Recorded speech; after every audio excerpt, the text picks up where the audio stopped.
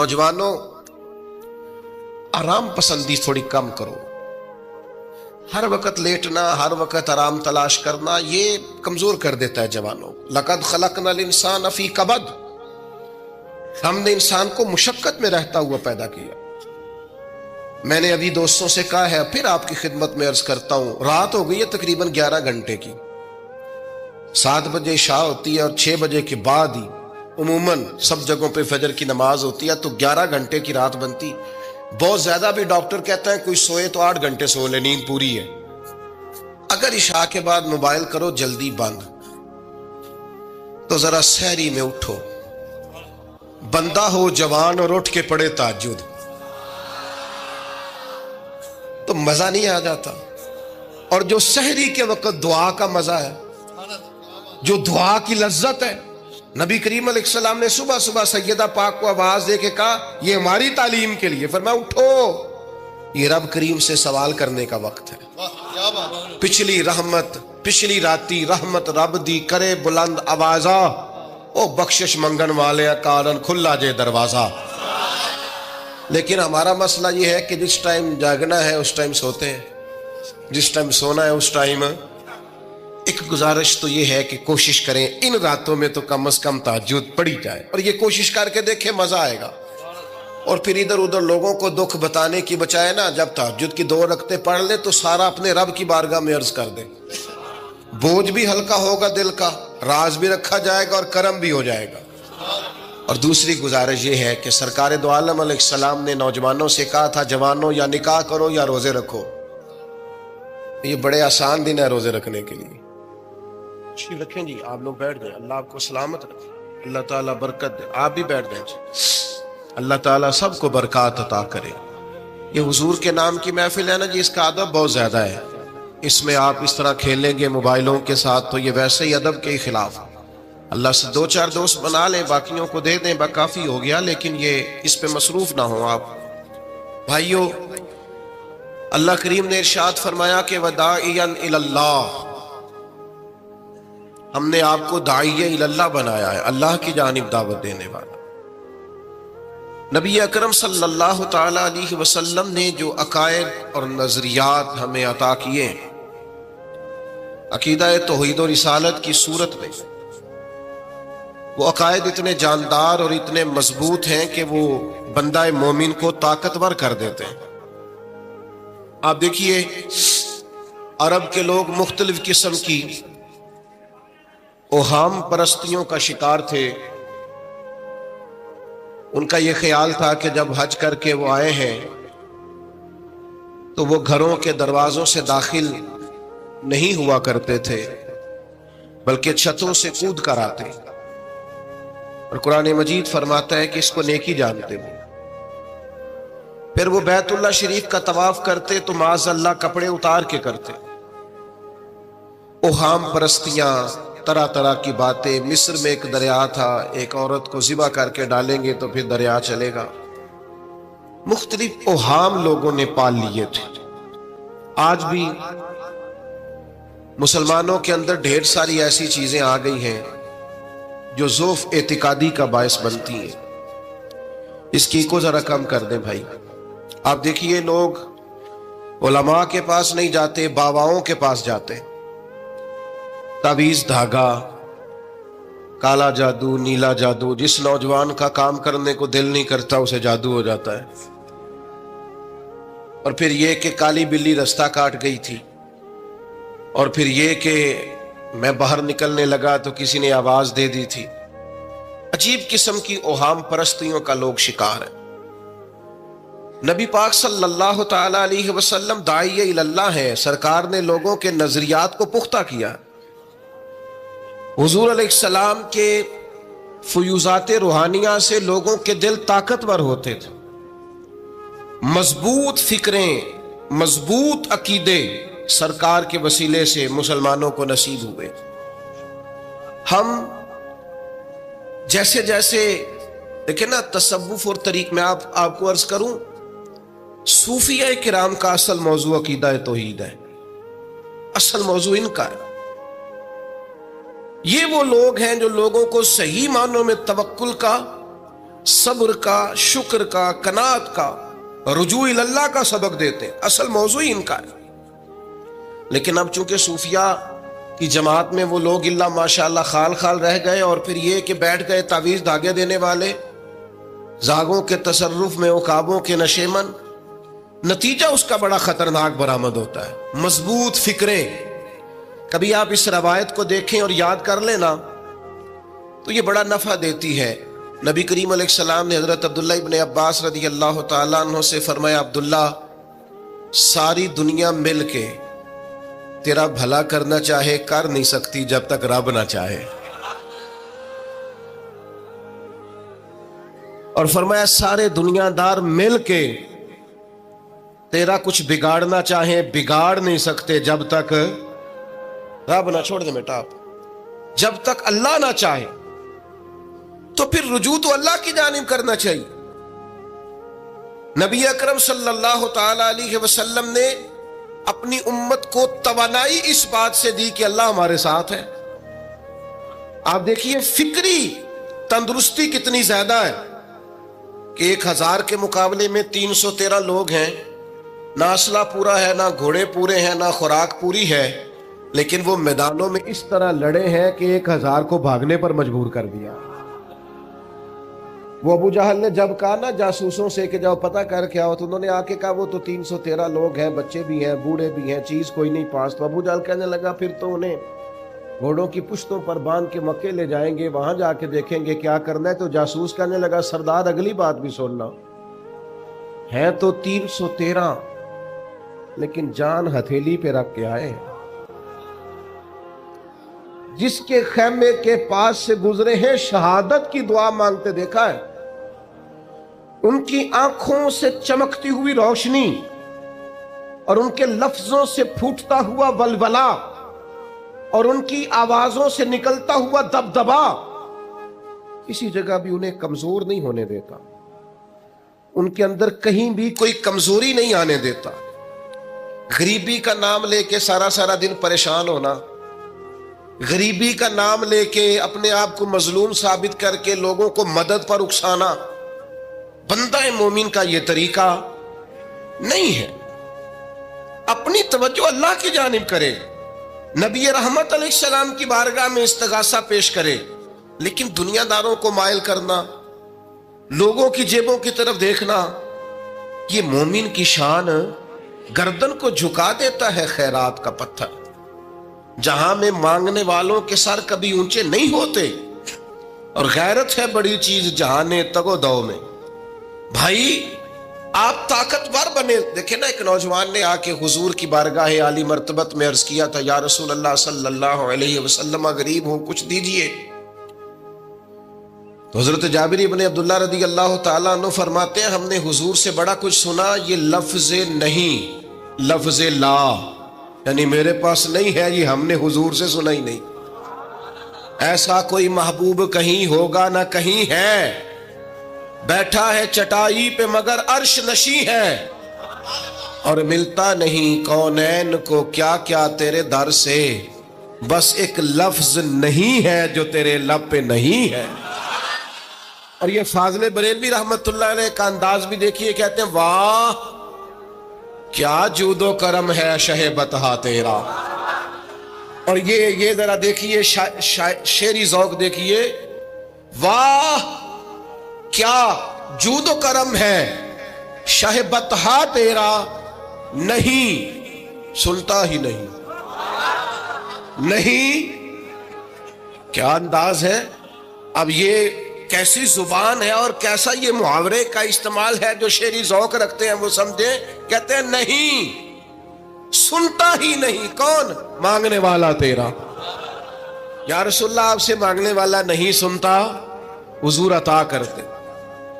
اور ایک جگہ پہ فرماتے ہیں میرے کریم سے گر قطرہ کسی نے مانگا، دریا بہا دیے ہیں دربے بہا دیے ہیں. حضور تو دیتے، پر نوجوان نے جب آ کے عرض کی نا یا رسول اللہ صلی اللہ علیہ وسلم کچھ دیجئے، وہ جوان ہو، چڑھتی جوانی ہو، اور پھر وہ سوال کرے. ہمارے ساتھ ایک دوست پڑھا کرتا تھا، یہ 3 مہینے کی چھٹیاں ہوتی تھی تو وہ مستریوں کے ساتھ مزدور لگ جاتا. ہم نے اسے کہا یار تو مطلب 9th 10th کے اندر مزدوری کرنے جانا, تو کہندا سی یار میں قد میرا ایڈا بڑا ہے, ان ابا جی کو مانگ دیا شرم آؤندی. یہ سوچ نوجوانوں میں پیدا ہونی ضروری ہے. اب میں ابا جی سے مانگوں, مجھے تو دینا چاہیے. اس نے آ کے عرض کی یا رسول اللہ صلی اللہ علیہ وسلم کچھ دیجئے, تو حضور فرمانے لگے تیرے پاس کچھ بھی نہیں. اس نے کہا ایک پیالہ ہے میرے پاس گھر میں اور ایک کمبل ہے. اتنا غریب بندہ ہے کوئی محفل میں جس کے گھر میں ایک ہی پیالہ ہو, ایک ہی کمبل ہو؟ کوئی بھی نہیں اتنے بڑے مجمع میں. لیکن اگر کوئی ہماری غریبی کا رونا پوچھے تو میرا خیال ہے ہر تیسرا بندہ دوسرا بندہ غریب ہے, اور بڑا ہی غریب ہے. ایک پیالہ ایک کمبل. کریم نے فرمایا لے کے آؤ. وہ لائے تو محبوب فرمانے لگے کون خریدے گا؟ ایک نے کہا 1 دینار, ایک نے کہا 2 دینار. محبوب نے بولی لگوا دی, 2 دینار کا بیچ دیا. فرمایا جا 1 دینار کی روٹی لے جا. یہ نوجوانوں کو فکر دی کہ وہ انویسٹمنٹ میں تم نے ذات سے اپنے گھر سے لینی ہے. وہ 10-15 ہزار کا ٹھیلا بھی کسی سے نہیں کہنا تو لگا کے دے. جاؤ 1 دینار کا کھانا لے جاؤ, 1 دینار کا کلاڑا خرید کے لاؤ. صحابہ فرماتے ہیں وہ کلاڑا لایا, پر نصیب دیکھو اس کلاڑے میں دستہ نبی کریم نے اپنے دستے مبارک سے لگایا. فرمایا جا جنگل میں جا کے لکڑیاں کاٹ اور بیچ, کھا بھی اور کھلا بھی, پی بھی اور پلا بھی, 10 دن مجھے نظر نہ آنا.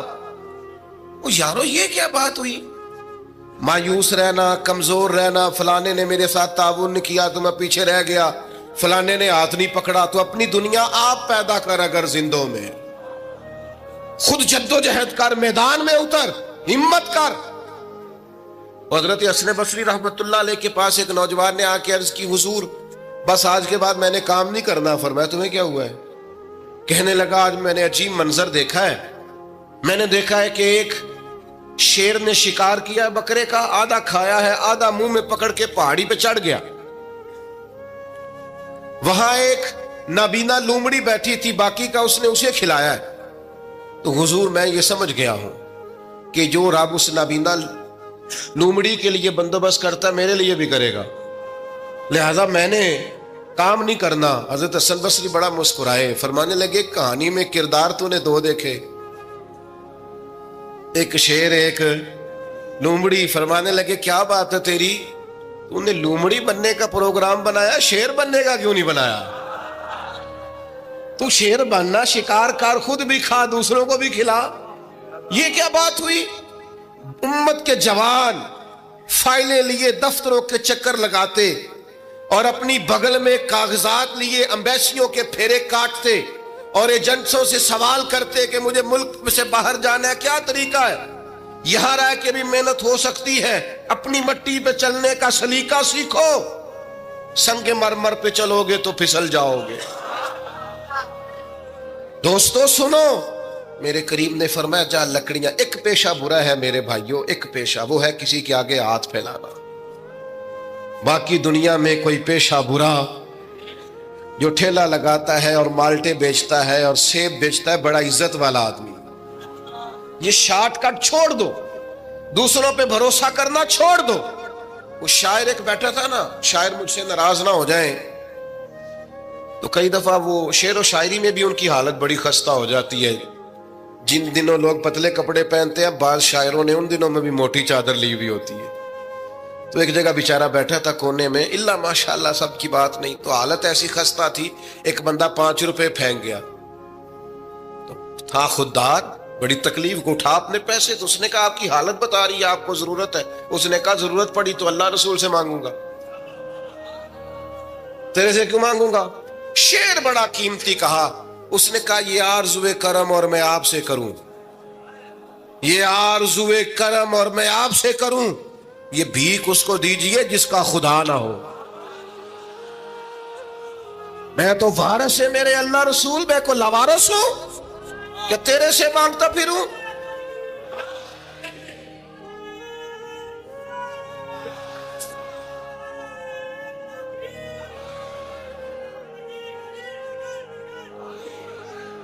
ماشاء اللہ ماشاء اللہ.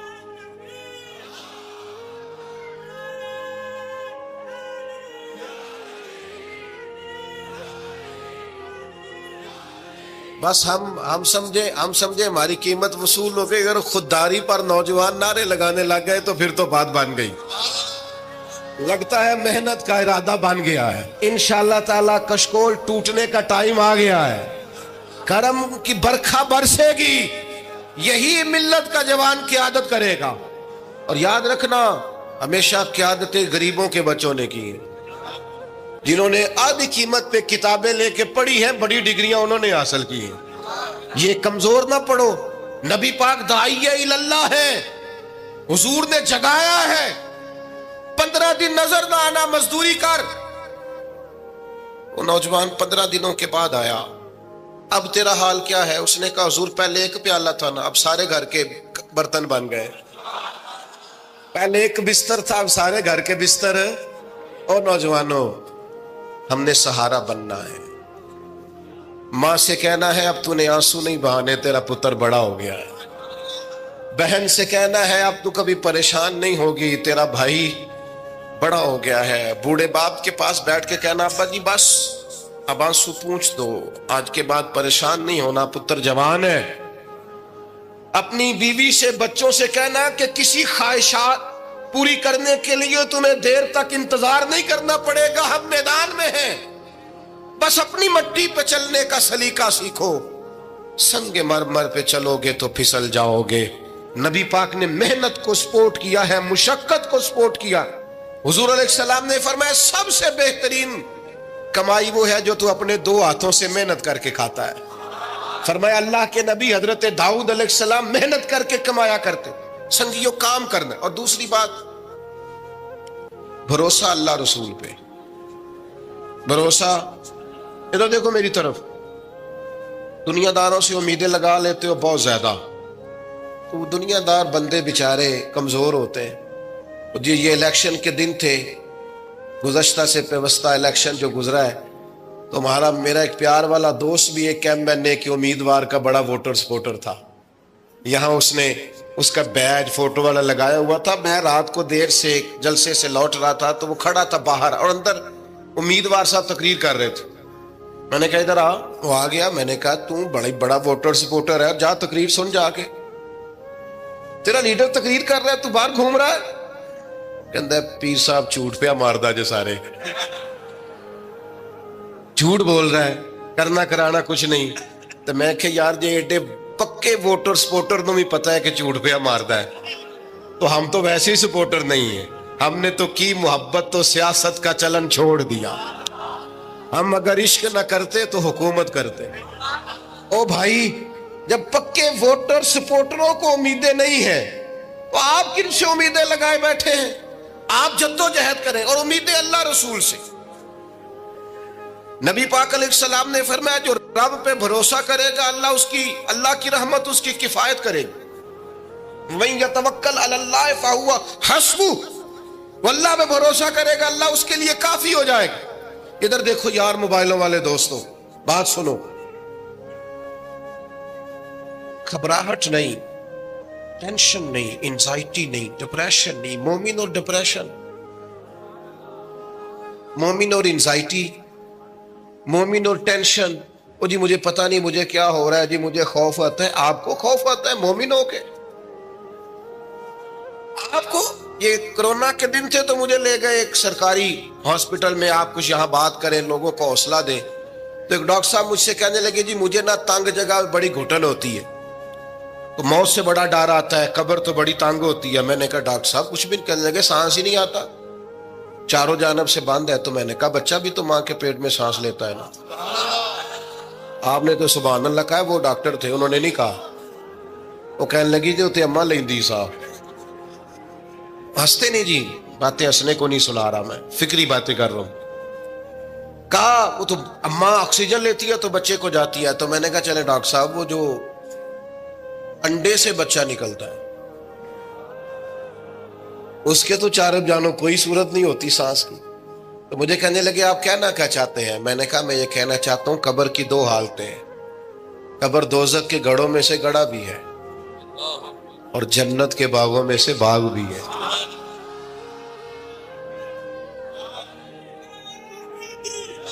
سنو یار، اللہ آپ کو خوش ہو. ماشاء اللہ. سنیں جی سنیں، میں نے کہا اگر کسی کا یہ ذہن بن جائے کہ مرنے کے بعد میں نے باغ میں جانا ہے، 1 منٹ کے لیے سوچو نا یار. یعنی ادھر قبر بند ہوئی تو نیچے باغ، اور باغ بھی معمولی نہیں، جنت کے باغوں میں سے باغ.